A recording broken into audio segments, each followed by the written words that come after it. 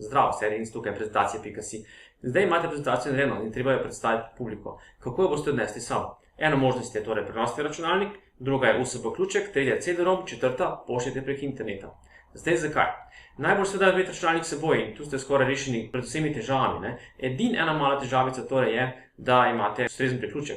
To se pravi, pri Applu boste morali kupovati pri Applu Macintosh, Macintosh računalniki, tudi dodatni priključek, ki stane okrog 30 evrov. Ne pozabite na to. Druga stvar je seveda USB priključek. Kar je dobro, možno, da bo to rešilo vse težave, ki jih imate, ampak recimo v mojem primeru, ko sem predstavljal za poslovni načrt prezentacijo, ni šlo. Zakaj? Zato, ker USB ključka enostavno ni prepoznalo. In kaj me je rešilo? Četrta možnost, ki vam potem povem kasneje. Tretja možnost, shraniti si na CD-ROM. Tega imajo skoraj vsi računalniki in po mojem ne bo težav, če boste CD-ROM stavili v nek drug računalnik in prenesli prezentacijo na namizje, pa pognali prezentacijo tam.